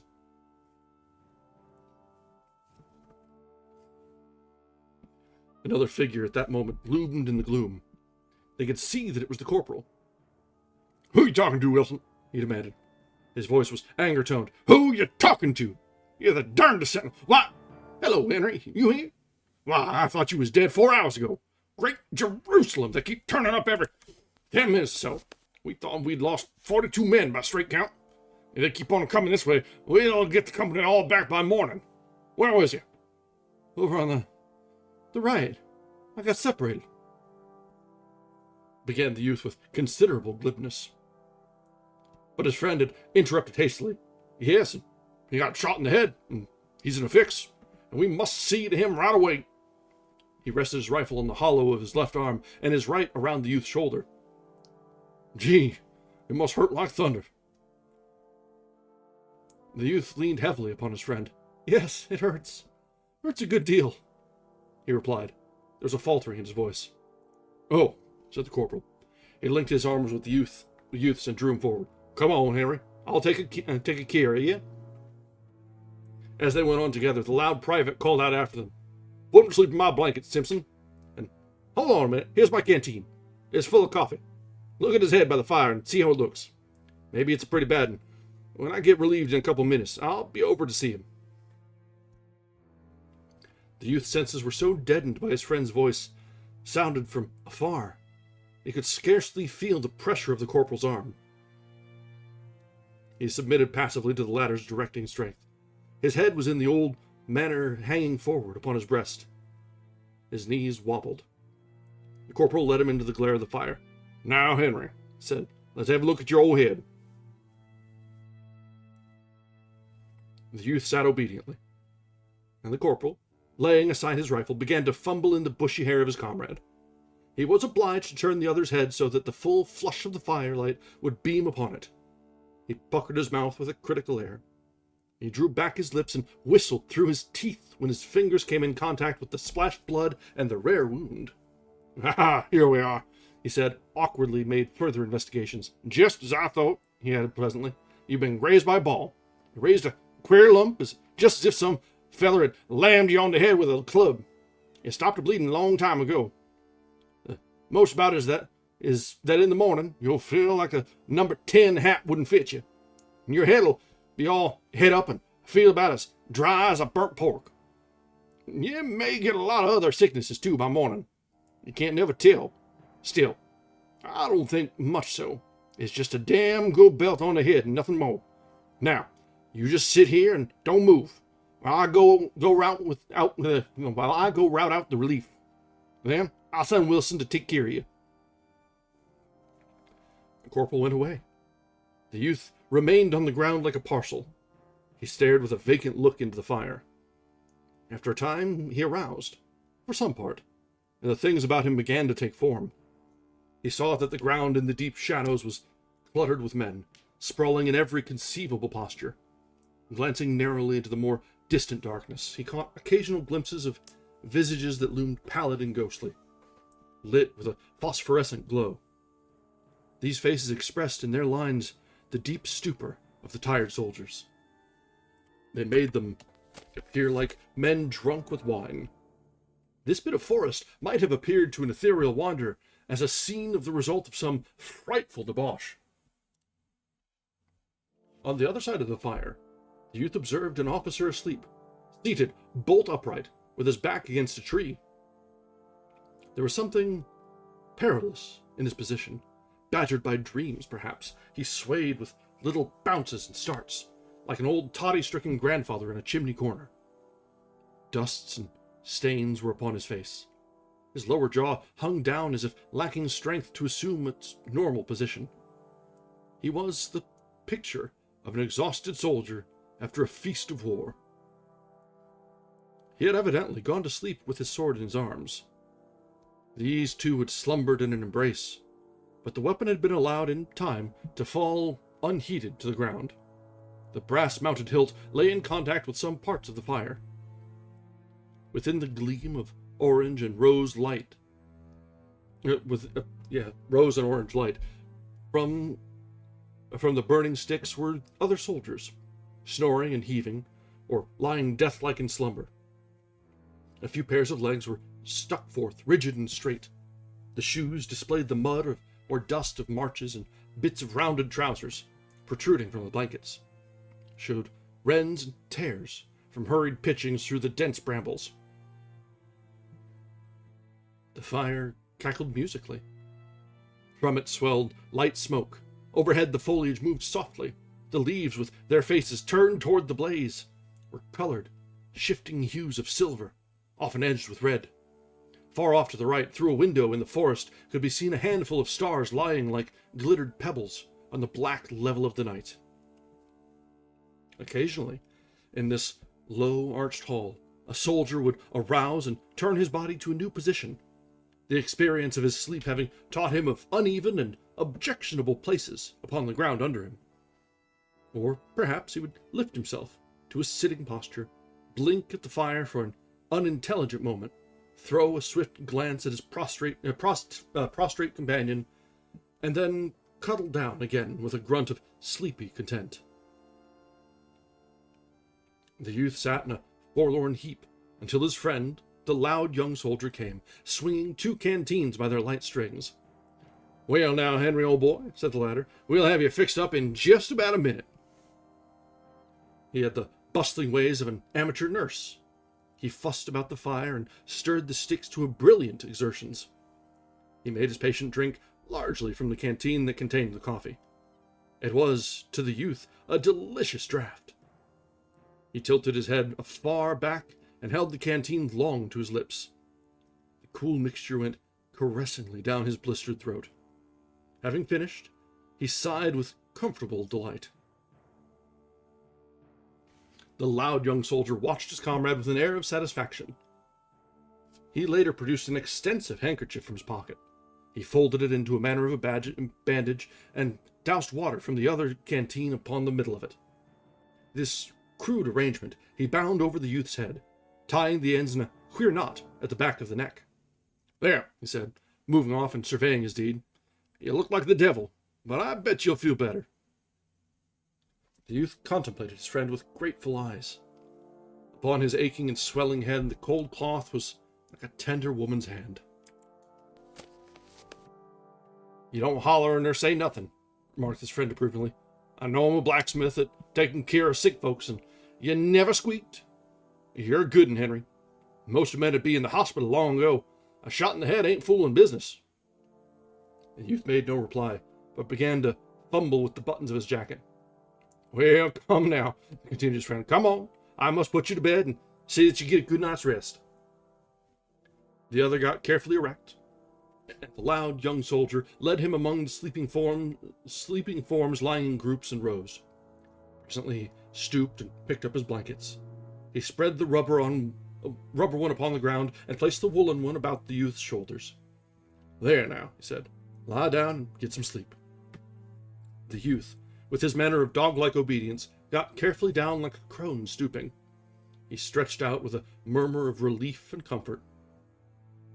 The ground felt like the softest couch. But of a sudden he ejaculated, "Hold on a minute! Where are you going to sleep?" His friend waved his hand impatiently. "Right down there by you." But hold on a minute. What you going to sleep in? I got your..." The loud young soldier snarled. "Shut up and go to sleep. Don't be making a damn fool of yourself," he said severely. After the reproof, the youth said no more. An exquisite drowsiness had spread through him. The warm comfort of the blanket enveloped him and made a gentle languor. His head fell forward on his crooked arm, and his weighted lids went softly down over his eyes. Hearing a splatter of musketry from the distance, he wondered indifferently if those men sometimes slept. He gave a long sigh, snuggled down into his blanket, and in a moment was like his comrades. All right, that brings us to the end of chapter 13. Been reunited with his regiment. Been reconnected with some of the friends, absent some few, which we know at least one or at least a few are not going to be found in the morning. But they seem to have taken his story at face value. Having a bit of a wound certainly helps. And they certainly have an understanding that head wounds are dangerous and have other things to be concerned about, which is better than a lot of sports these days. So there's that.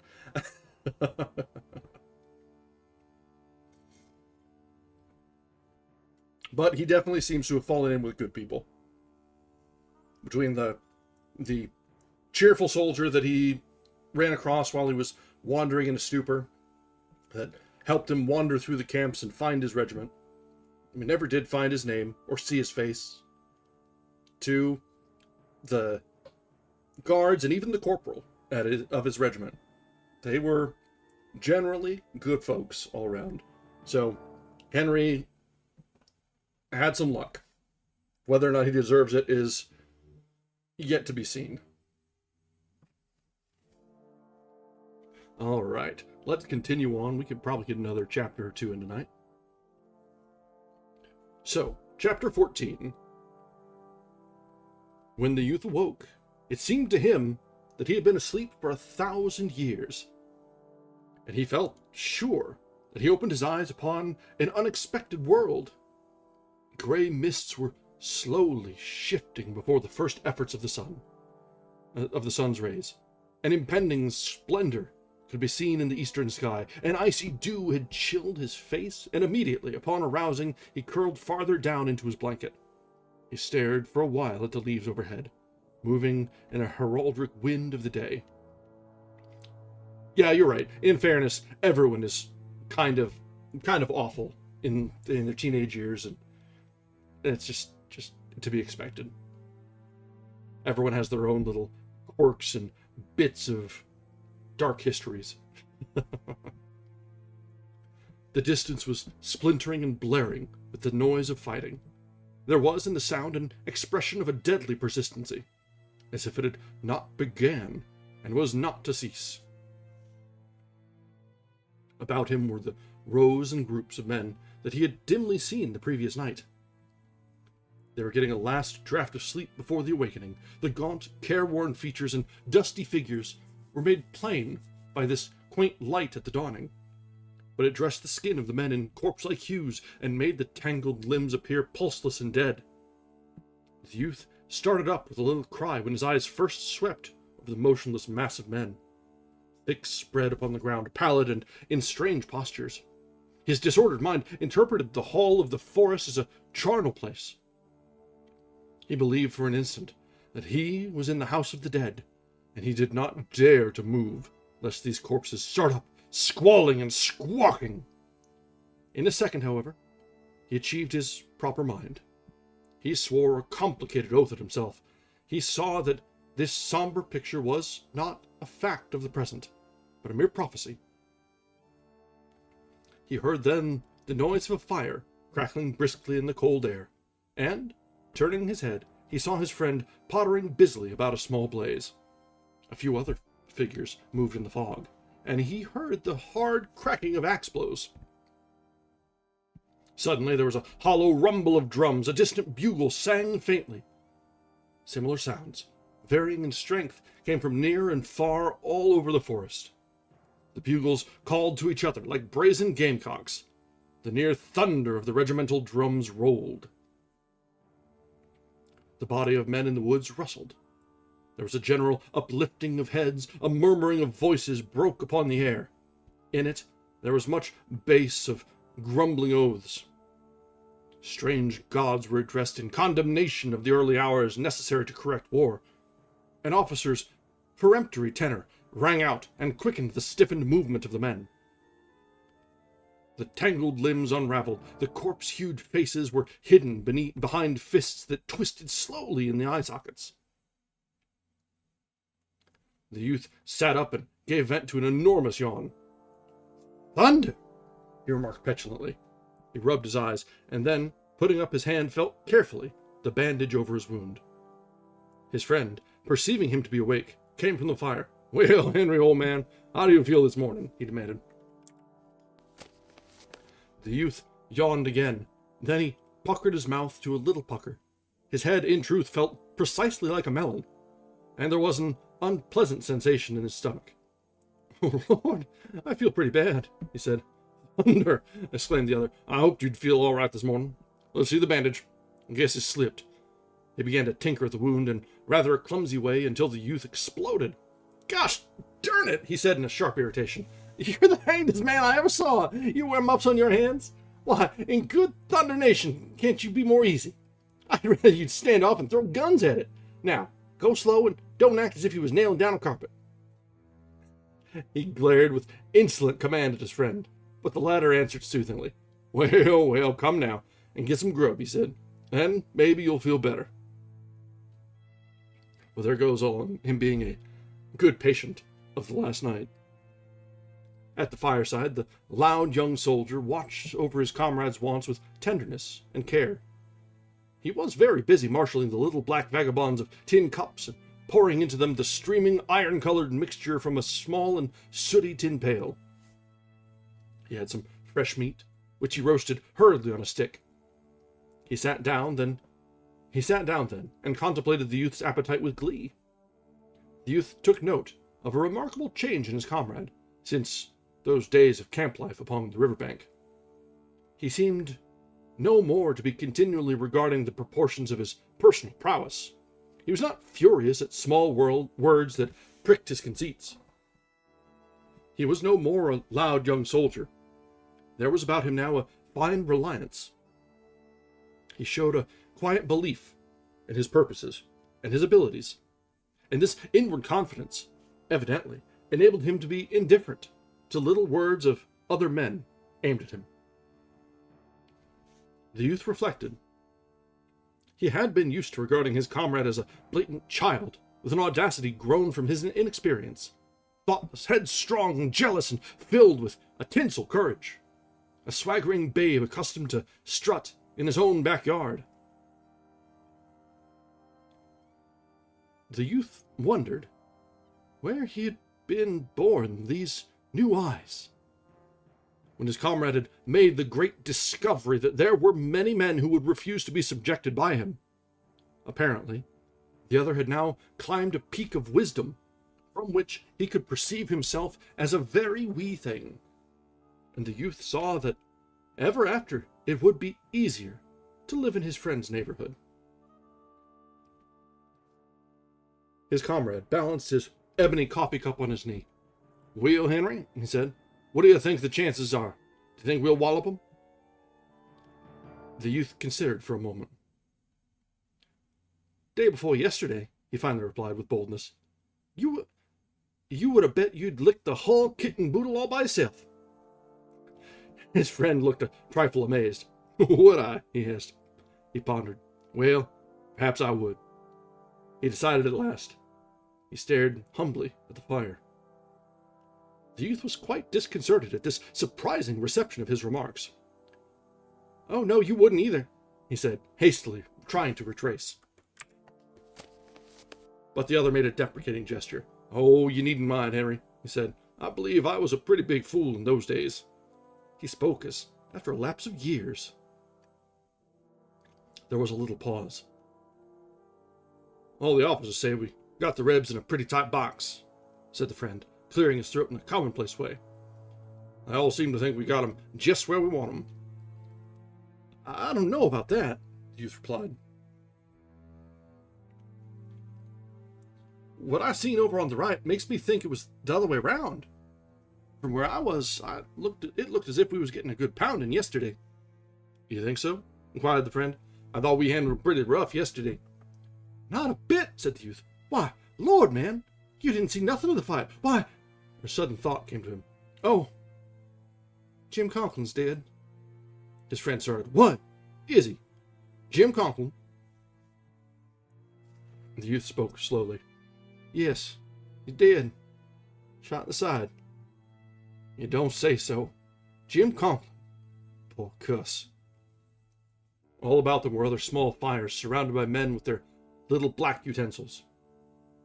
From one of these near came sudden sharp voices in a row. It appeared that two light-footed soldiers had been teasing a huge, bearded man, causing him to spill coffee upon his blue knees. The man had gone into a rage and had sworn comprehensively. Stung by his language, his tormentors had immediately bristled at him with a great show of resenting, unjust oaths. Possibly there was going to be a fight. The friend arose and went over to them, making pacific motions with his arms. Oh, here now, boys. What's the use, he said. We'll be at the Rebs in less than an hour. What's the good of fighting among ourselves? One of the light-footed soldiers turned upon him, red-faced and violent. You needn't come around here with your preaching. I suppose you don't prove fighting since Charlie Morgan licked you. But I don't see what business this here is yours and anybody else's. Well, it ain't, said the friend mildly. Still, I hate to see. There was a tangled argument. Well, said the two, indicating their opponent with accusative forefingers. The huge soldier was quite purple with rage. He pointed at the two soldiers with his great hand extended claw-like, Well, they! But during this argumentative time, the desire to deal blows seemed to pass, although they said much to each other. Finally, the friend returned to his old seat. In a short while, the three antagonists could be seen together in an amiable bunch. Jim and Roger says I'll have to fight him after the battle today, announced the friend as he again seated himself. He says I don't allow no interfering in his business. I hate to see the boys fighting among themselves. The youth laughed. You changed a good bit. You ain't at all like you was. I remember when you and that Irish feller... He stopped and laughed again. No, I didn't used to be that way, said his friend thoughtfully. That's true enough. Well, I didn't mean, said the youth.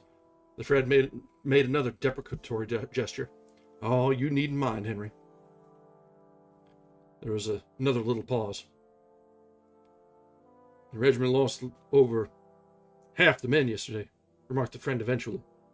I thought, of course, they was all dead, but laws, they keep coming back last night until it seems, after all, we didn't lose but a few. They've been scattered all over, wandering around in the woods, fighting with other regiments and everything, just like you done. So, said the youth. That brings us to the end of chapter 14, and that is kind of an awful response to that. Seriously. Like, oh, okay, we lost half, but no, they kept wandering in, so maybe it's not quite so bad. And you reply with, so? Henry, my...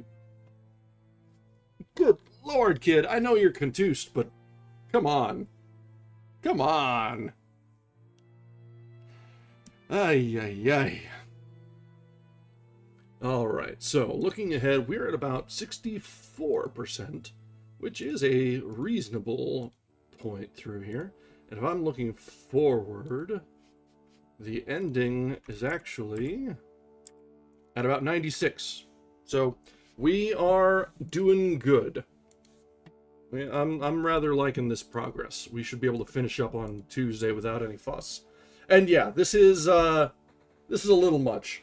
Like, Henry, we're giving you some leeway, giving you more than enough rope here. Like, you're young and dumb, you're self-aware, which is good. It's good. It's better than most teenagers. Running, you know what? I'm not going to judge. I can understand it. The making of excuses and being straight up callous to your brothers, little less okay. And he can even see the change in Wilson, the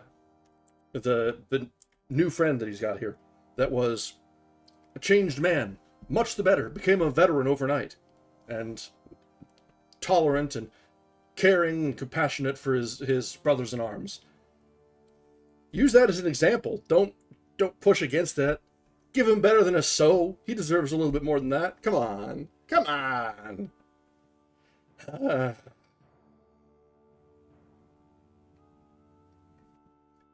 Wonder if it's just something that it's a curse of the Henry name. Henry, whatever this kid's name is, Henry the Youth, Henry David Thoreau. They just are all going to be a little insufferable. Sorry if there's any Henrys in the crowd. You probably deserve it.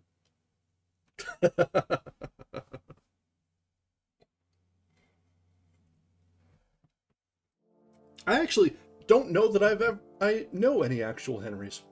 Now that I'm thinking on it. Thinking back, it's not a terribly common name, I guess. That are just not in my neck of the woods. So I can't really say whether I've met any real-life Henrys who are awful. I just don't know that I've met any Henrys at all.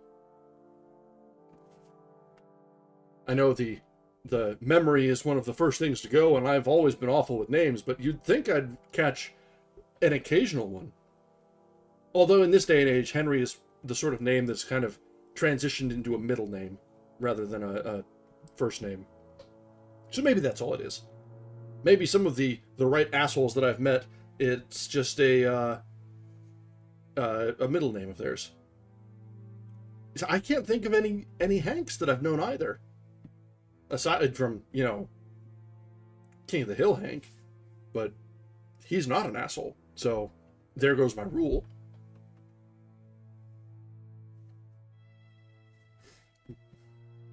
But, well. Alright, so we're making wonderful progress through this. And we are on pace to finish up on Tuesday with the Red Badge of Courage. And we'll see if a second day of fighting is enough to get Henry to be a little bit more self-composed. We had kind of remarked on our first day of how well put together he was for a young man. And today that all fell to pieces. And we'll see what other things start to come together. So there's always room for growth, at least until we reach the end. So we can hope. We can hope that Henry is going to pull through and at least be sure that he's well and goodly above our other ignoble Henry. All right, guys, let's go ahead and wrap up here for the night, and we will be back on Tuesday for our conclusion of the Red Badge of Courage. We should be able to pick up our next book come Friday next week. I do still need to check and see how long Wizard of Oz should take to be a reading, and really where in the... So when is Thanksgiving this year? Because it's the last Thursday of the month, so it's the 27th, I should say. So that's quite a while out. So we could probably have time to get something else that's of short to middling length in before we do that. We'll see. We got options. We've always got options. That's the wonderful thing about this format. We've got so many things to choose from.